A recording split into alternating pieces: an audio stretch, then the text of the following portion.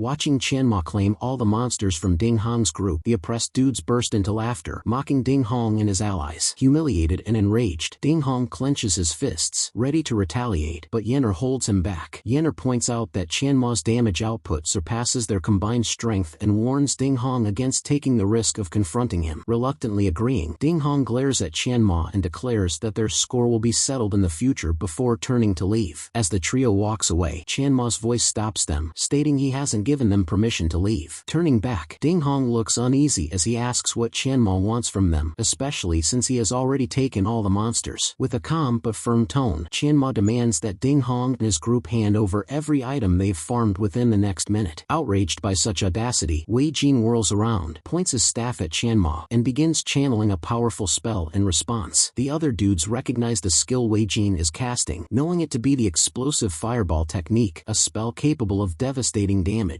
While preparing the fireball, Wei Jin notices that Chanma remains motionless, seemingly unfazed, and assumes he's frozen in fear. A confident smirk spreads across Wei Jin's face as he believes Chanma is too terrified to even dodge the incoming attack. The spell finally completes, and a massive fireball emerges from Wei Jin's staff, hurtling straight toward Chanma with destructive force. Switching his weapon to a pair of boxing gloves, Chanma thrusts his fist forward to intercept the blazing projectile. As if punching through thin air, Chanma not only nullifies the fireball but redirects its shockwave back toward Wei Jin, sending him flying. Before Wei Jin can regain his footing midair, Chanma suddenly appears beside him and delivers a powerful kick to his torso. The force of the kick sends Wei Jin crashing to the ground several feet away, his body hitting the dirt with a resounding thud. Trembling with fury, Wei Jin rises to his feet and vows that the fight is far from over, preparing himself to attack again. However, Ding Hong interrupts with a fearful expression, scolding Wei Jin and urging him to stop embarrassing himself further. To everyone's shock, Ding Hong retrieves a small pouch from Wei Jin's pocket and offers it to Chanma as a gesture of surrender. Inspecting the pouch, Chanma finds it contains 120 turtle tails and, satisfied, grants Ding Hong and his companions permission to leave. As Ding Hong's group flees the scene, the previously bullied dudes stare in awe, thoroughly impressed by Chanma's strength and composure. Filled with admiration, two of the dudes approach Chanma, applauding him, and ask him to form a team with them as their leader. Although flattered by their request, Chanma has no interest in teaming up with anyone. For the hidden mission involving the disappearing Dark Shadow, Chanma needs a total of 400 sea turtle tails and still lacks 239. After a night of grinding, the morning sun reveals the beach littered with turtle bodies as Chanma collapses from exhaustion, completing the 400 tails requirement. Opening his status window, he sees that he is now level 15, with 100 agility and an impressive 10,255 combat power. Reflecting on his progress, he notes that he assigned all 6 unspent stat points to agility, making him nearly unstoppable against low-level monsters. Fully prepared, Chanma feels confident and ready to tackle the hidden mission and claim the novice weapon as a reward. Meanwhile, back at Moling University, Ding Hong and his group return, with Ding Hong fuming and plotting revenge against Chanma. Yenner mentions that she has recruited someone to monitor Chanma, while Wei Jin reveals he has contacted 30 top first-year students to assist them. Smiling slyly, Ding Hong remarks that they are almost ready but need one more key player, prompting Yenner to ask if he means Gu Yunfei. With a sinister grin, Ding Hong confirms that he is referring to Gu Yunfei, the provincial top scorer with a rumored S-rank talent. Wei Jin notes Gu Yunfei's independence and reluctance to cooperate, but Ding Hong confidently states he's willing to spend any amount to secure his help. Shortly after, the trio arrives at a training field where they witness an enormous fireball erupting into the sky. As the fireball dissipates, Ding Hong claps enthusiastically and praises the person who conjured it, clearly impressed. Hearing Ding Hong's voice, Gu Yunfei turns to face them and comments on how rare it is for someone to disturb him, then asks for their purpose. Without hesitation, Ding Hong states his intention to invite Gu Yunfei, but before he can elaborate, Gu Yunfei curtly declines. In desperation, Ding Hong pleads for Gu Yunfei's assistance, emphasizing how much they need his strength. Ding Hong even promises to provide resources to help Gu Yunfei undergo his second-class change, but Gu Yunfei remains uninterested. As Gu Yunfei begins to walk away, Ding Hong and Yenner chase after him, begging him to reconsider and listen to their plea. Desperately, Ding Hong explains how Chanma, a mere level 14 student, defeated Wei Jin with ease and humiliated their entire group. Still unmoved, Gu Yunfei shows no interest until Ding Hong mentions that Chanma is a vagrant, which finally catches his attention. Intrigued by this revelation, Gu Yunfei stops in his tracks, smirks, and declares that Chanma will be a worthy opponent for him. Stepping into a fishing gear store, Chanma greets the shopkeeper and asks him to show the best fishing rods and baits available. Chanma needs the fishing gear because these items, along with the turtle tails, are essential for completing the hidden mission. Adjusting his glasses, the shopkeeper tells Chanma to browse the item list and select what he needs for himself. After examining the displayed items on the screen, Chanma confidently requests an exquisite black bamboo fishing rod and 10 high-grade bloodworms. Hearing Chanma's knowledgeable tone, the shopkeeper shopkeeper is taken aback as he initially assumed Chanma was there to waste his time. Realizing Chanma's expertise, the shopkeeper hurriedly kneels and rushes to meet him, marveling at how skilled Chanma must be at fishing. The shopkeeper introduces himself and curiously asks if Chanma comes from a fishing family, but Chanma replies that it's merely his hobby. Impressed by Chanma's vast fishing knowledge, the shopkeeper praises him, offers a hefty discount on the items, and asks for only 10 gold coins. The shopkeeper, gripping Chanma's hand, urges him to return and sell any valuable catches directly to him in the future. Hours later, Chanma arrives back at the beach and stands on a cliff, gazing at the vast ocean stretching toward a small island in the distance. Using his knowledge from his past life, Chanma identifies the island as a unique location where a rare boss spawns every 72 hours. Determined, Chanma dives off the cliff into the sea to defeat the rare boss and acquire an item for underwater breathing. Startled by the loud splash, the nearby students farming monsters on the beach turn their attention to the sea. In the Apocalypse mainland, it's known that people can only stay underwater for 2 minutes before losing health, with the sea filled with deadly monsters. Seeing Chanma dive alone, the students pause their farming and watch the sea, wondering if he will survive. Meanwhile, two masked figures hiding behind some bushes overhear the Awakeners discussing Chanma's daring leap into the sea. Motivated by the bounty Yenner has offered, the two assassins decide to follow Chanma into the sea and finish him off. Emerging on the distant island, Chanma surveys his surroundings, ready for the challenge ahead. The two assassins also arrive on the island shortly after and decide to hide behind massive rocks, planning to ambush Chanma when he returns. In the center of the island, several large rocks are arranged in a circle, creating an ominous setting. Chanma arrives at the location and confirms it matches the spot he had been searching for. As he steps onto a small water channel in the ground, a slimy, liquid-like substance begins materializing in the air before him. Chanma pulls the novice staff from his inventory and braces himself for the impending fight. Moments later, the slimy mass takes the form of a level 18 elemental monster, its presence radiating hostility. Without hesitation, Chanma raises his staff and launches a fireball at the monster, initiating the battle. The fireball connects with the monster, dealing 439 points of damage and enraging it further. Locking its gaze on Chanma, the monster emits a deafening roar and fires acidic, slimy liquid projectiles toward him. Chanma quickly dodges, observing as one of the acid droplets strikes the ground and corrodes it instantly. The monster intensifies its assault, raining more acidic projectiles, but Chanma moves swiftly and avoids each attack. Closing the distance, Chanma switches his weapon to a longsword and activates the ripple slash skill. Swinging the blade upward, he unleashes a sharp energy slash at the monster, aiming to weaken it further. The ripple slash passive triggers, causing multiple energy slashes to erupt and barrage the monster with devastating force. Enraged by the relentless attacks, the monster lets out a furious howl and releases a green, poisonous gas into the air. Recognizing the gas as a radioactive cloud that saps health continuously, Chanma switches his weapon to a Gatling gun. With a sly grin, Chanma aims slightly above the monster and unleashes a barrage of bullets at the cliffs behind it. The relentless assault shatters the cliff, causing massive rocks to collapse and crush the monster beneath their weight. Stepping back to avoid being caught in the debris, Chanma watches as the monster succumbs to the devastating attack. With the monster defeated, Chanma spots the water vine staff among the drops, the very item he had been seeking. The water vine staff grants the ability to breathe underwater indefinitely. Raising the staff high, Chanma admires its functionality, confirming it retains the same effect as it did in his previous life. Now equipped with everything he needs, Chanma resolves to fish for the disappearing dark shadow and complete his mission. Gazing at the sea, Chanma steels himself for the challenge, acknowledging the hidden boss he seeks is among the strongest he's ever faced. Turning toward the large stones on the beach, Chanma notices the two assassins still hiding there, oblivious to his awareness. Activating the water vine staff's effect, Chanma dives back into the water, heading toward the ocean depths. Meanwhile, the two assassins remain hidden, waiting for Chanma to return, unaware he has already left the island. One assassin suggests searching the island, suspecting that a monster may have already killed Chanma since he hasn't returned in hours. After an exhaustive search, the assassins fail to find any trace of Chanma and conclude he is too cunning for them. Frustrated, they contact Yenner, informing her of their failure and their decision to abandon the deal. Chanma arrives at the Shattered Archipelago's fishing spot, confident that this is where the disappearing dark shadow can be found. While searching for an ideal fishing location, he notices that someone has already claimed the best spot and is busy fishing. Chanma tries to check the man's stats, but the system fails to display any information about him. Spotting Chanma standing behind him, the old man asks if he has come to fish. The old man also warns Chanma not to pick a fight with him him and advises him to simply sit down and fish. Deciding it's best to avoid trouble, Chanma takes a spot beside the man and kneels to begin fishing. Watching Chanma, the old man remarks to himself that Chanma must be quite daring to come to such a place. Within 2 minutes, Chanma successfully catches an 8-pound grass carp and pulls it out of the water. Unhooking the fish, Chanma comments on his luck for catching such an exotic fish on his first try, and the old man agrees he is indeed fortunate. Just a minute later, Chanma catches a 9.5-pound red maple fish, followed by another 8.2-pound grass carp 2 minutes later, leaving the old man astonished. Laughing, the old man acknowledges Chanma's impressive fishing skills for someone so young and finds it quite admirable. Turning to Chanma, the old man comments on his strength and raises a hand toward him as his eyes suddenly glow crimson red. Sensing danger, Chanma dashes aside and withdraws his Gatling gun as the old man asks why he chose the path of a vagrant. Resting the Gatling gun on his shoulder, Chanma responds by asking why he shouldn't walk the path of a vagrant. Standing up, the old man notes that he understands Chanma's desire to become unstoppable as a vagrant and offers to make him his disciple. However, Chanma declines, stating he wishes to walk this path alone, prompting the old man to toss him a ring and suggest reaching out if he ever needs help. Meanwhile, in a group chat, some individuals inform Zhao Yanner that they have located Chanma and share his coordinates. Hours later, at Moling University's Management Association, dozens of students, led by Ding Hong, march out of the gates, determined to deal with Chanma. Gu Yunfei is among the group, planning to let the others fight Chanma first and step in only if Chanma manages to defeat them. Xiao Zhang, an employee of the Management Association, reports to the chief that Ding Hong has left with 20 people. Upon hearing this, Wu Zhonglei, a mid-level official, instructs Xiao Zhang to follow Ding Hong and report back if anything significant occurs. After putting down the receiver, Chief Wu runs a hand through his hair, visibly frustrated by Ding Hong's repeated troublemaking. Back on the island, Chanma continues fishing, noting he has only 39 turtle tails left, having used the others as bait. Just then, Ding Hong and his group arrive, shouting at Chanma, who recognizes Ding Hong and mocks him for bringing reinforcements. Hearing Chanma's words, Gu Yunfei concludes that Chanma is as arrogant as he had suspected. Ding Hong shouts insults at Chanma and declares that his team will teach him a lesson right there and then. Suddenly, the system alerts Chanma that his hook has caught an unknown object, and he suspects it might be the disappearing dark shadow. Immediately, the sea begins to rage as enormous waves rise, signaling the emergence of a massive creature. Ding Hong and the others are left dumbfounded as a gigantic monster appears before them, their jaws dropping in disbelief. A level 22 elite chieftain monster, known as the prince of its race, Nazjak, towers over Chanma with glowing red eyes and razor-sharp teeth. Even Gu Yunfei looks uneasy, recognizing that the monster is far too powerful for him to take on alone. One of the group members identifies the creature as an extremely rare boss and suggests they team up to defeat it and claim valuable loot. With a smirk, Chanma throws the remaining turtle tails toward Ding Hong's group, daring them to survive the encounter. Drawn to the turtle tails, Nazjak leaps from the water and charges toward the group where Chanma had thrown the bait. Using immense force, Nazjak slams his weapon into the ground near them, sending 3 people flying. Reacting quickly, Gu Yunfei summons his staff, raises it, and conjures sharp ice chunks to encircle Nazjak. As the chaos ensues, Ding Hong dashes away from the fight, instructing Gu Yunfei to handle Nazjak while he deals with Chanma.